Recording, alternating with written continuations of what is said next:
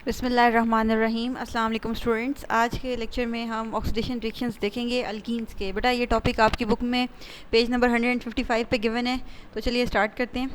सबसे पहले है हमारे पास सिंपल ऑक्सीजन की एडिशन अल्कीन्स के अंदर। बेटा ये रिएक्शन है आपके पास इंतहाई आसान। इसमें हम क्या करते हैं कि हम एक ऑक्सीजन का एटम लेते हैं। ये देखिए, ये यहाँ पे O2 लिखा हुआ है, इसका मतलब ये है कि ये मॉलिक्यूलर ऑक्सीजन है। लेकिन जब आपके पास, क्योंकि ऑक्सीजन की जो वैलेंसी होती है नॉर्मली वो -2 होती है, तो इसका मतलब ये है कि एक ऑक्सीजन का जो एटम है वो 2 बॉन्ड बना सकता है।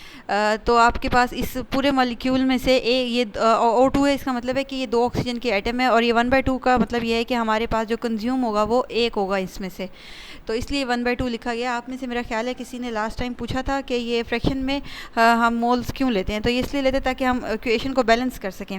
अगर आपने 1/2 नहीं लिखना तो आप पूरी इक्वेशन को 2 से मल्टीप्लाई कर दें, तो फिर आपके पास ये एल्कीन के 2 मॉलिक्यूल हो जाएंगे और प्रोडक्ट के भी 2, और फिर आपको ये 1/2 लिखने की ज़रूरत नहीं है। अदरवाइज़ आप 1/2 लिखिए ताकि आपकी जो इक्वेशन है वो बैलेंस रहे टिश्यूमेट्रिकली।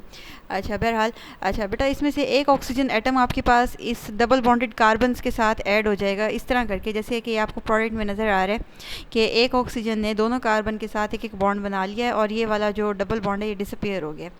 ठीक है, तो आपने यहाँ से जो याद रखने वाली चीज़ें हैं वो है ये टेम्परेचर 300 डिग्री सेल्सियस और सिल्वर का ऑक्साइड जो कि एज ए कैटलिस्ट यूज़ होता है। बेटा इस तरह के सब्सटेंसेस जो ये आपके पास प्रोडक्ट में बने हैं इनको हम एपो ऑक्साइड कहते हैं।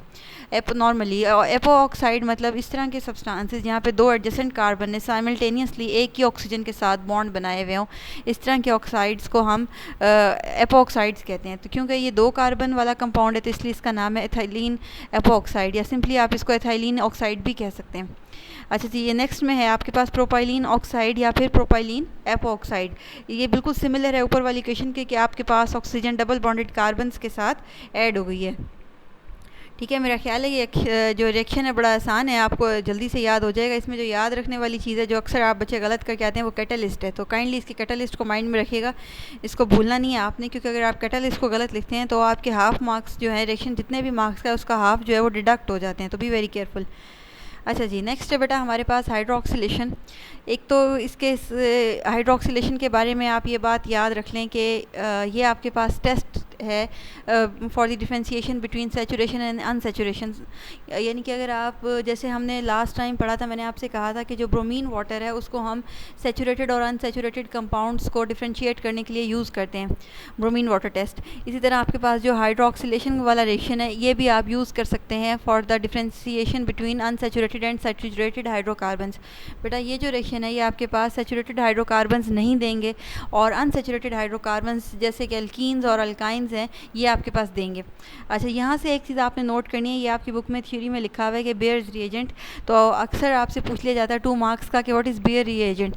बेटा alkaline KMnO4 solution, 1% alkaline KMnO4 solution को हम बेयर्स रिएजेंट कहते हैं कोल्ड कंडीशन में जब आप इसको यूज़ करते हैं। तो ये यहाँ से आप इसको देख लें, ये आपके पास एक रिएजेंट है। रिएजेंट मतलब एक आपके पास एक ऐसी स्पीशीज केमिकल सब्सटेंस है जिसकी वजह से आप कोई ना कोई रिएक्शन करवा सकते हैं, और ये आपके पास एनालिटिकल टूल भी है, क्योंकि इसके ज़रिए से हम ये डिटरमिन कर सकते हैं कि जो आपका कंपाउंड है वो सैचुरेटेड है कि नहीं है। तो आपको पता होना चाहिए कि बियर्स रिएजेंट क्या होता है। ये आपसे ऑब्जेक्टिव में भी पूछा जा सकता है कि 1% अल्कलाइन KMnO4 सोल्यूशन जो होता है इसको हम बियर्स रिएजेंट बोलते हैं।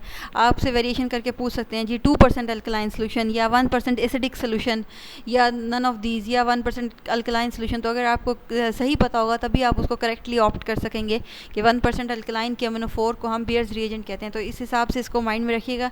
इसके अलावा ये कि हम इसको कोल्ड कंडीशंस में लो टेम्परेचर्स पर यूज़ करते हैं ताकि आपके पास ये रिएक्शन हो जाए। ये रिएक्शन हम कोल्ड टेम्परेचर पे करते हैं। और एक यहाँ से आपको ये बात पता होनी चाहिए कि जब आप KMnO4 यानी कि बियर्स रिएजेंट के साथ रिएक्शन करवाते हैं अल्काइंस का, तो आपके पास विस्नल ग्लाइकोल बनते हैं। विस्नल की बात हम डाईहैलाइड्स में भी कर चुके हैं। मतलब ये कि अगर आपके पास 2 एडजेसेंट कार्बन पे फंक्शनल ग्रुप अटैच हो तो इस तरह वाले हाइड्रोकार्बन्स को हम विस्नल कहते हैं। वहाँ पे हमने विस्नल डाईहैलाइड्स देखे थे। ये जो आपको प्रोडक्ट नज़र आ रही है थाइलिन ग्लाइकोल, इसे हम विस्नल डायोल भी कह सकते हैं या विस्नल ग्लाइकोल भी कह सकते हैं। तो ये बात का आपने थोड़ा सा ख्याल रखना है। बेटा ये क्वेश्चन आपको कई तरह से आ सकता है। सिंपली पूछ सकते हैं कि आप अल्कीन की हाइड्रोक्सिलेशन करें।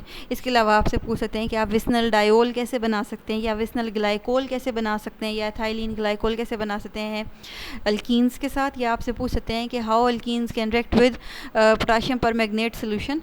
ये जो आपके पास KMnO4 है ये पोटाशियम परमैंगनेट को इसका जो कॉमन नेम है वो पोटाशियम पर मैग्नेट है, इसका कलर जो होता है वो वायलेट होता है, ठीक है। इसके अलावा बेटा वो आपसे पूछ सकते हैं कि आप जो है बियर्स रिएजेंट के ज़रिए से बियर रिएजेंट के साथ आपके पास जो एथीन है वो कैसे रिएक्शन कर सकते हैं, या वो आपसे पूछ सकते हैं कि डिफ्रेंशिएट करिए between saturated and unsaturated hydrocarbons, तो उसमें आप ये वाला रिएक्शन लिखेंगे एक इक्वेशन, और दूसरी इक्वेशन में आप कोई भी अल्केन लिखेंगे, साथ में आप ये दोनों कंपाउंड्स ऐड करेंगे और आगे प्रोडक्ट की तरफ लिखेंगे नो रिएक्शन, क्योंकि जो अगर आप यही रिएक्शन अल्केन्स के साथ करेंगे तो बेटा कोई प्रोडक्ट नहीं बनेगी। जब आप अल्कीन के साथ करते हैं, अल्कीन के अंदर आप KMnO4 का सोल्यूशन ऐड करते हैं, तब आपके पास जिसका कलर है वायलेट वो डिसअपीयर हो जाता है, ख़त्म हो जाता है। इसका मतलब ये है कि कोई नई प्रोडक्ट बन गई है। लेकिन अगर आप अल्केन्स के साथ यही वाला रिएजेंट ऐड करेंगे तो कोई भी कलर चेंज नहीं आता है, तो इसका मतलब ये है कि आपके पास रिएक्शन नहीं हुआ है। तो दैट्स वाई हम इसको कहते हैं कि ये आपके पास डिफ्रेंशिएशन के लिए इंडिकेटर है, ये आपके पास अनसैचुरेशन और सैचुरेशन का chemical indicator.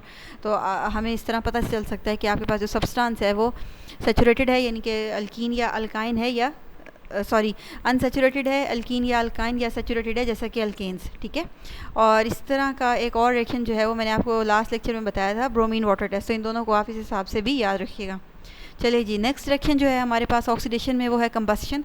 Very very easy, मतलब कि burning of the hydrocarbon in the presence of oxygen, इसको हम कंबस्शन कहते हैं। हमने अल्केन्स के केस में भी पढ़ा था, जब भी आप किसी भी हाइड्रोकार्बन को बर्न करते हैं ऑक्सीजन में, तो आपके पास दो प्रोडक्ट आती हैं, एक कार्बन डाइऑक्साइड, एक वाटर और हीट, साथ में डेफिनेटली रिएक्शन जो होता है वो एक्सोथर्मिक होता है, तो आपके पास हीट जो है वो इवॉल्व होगी।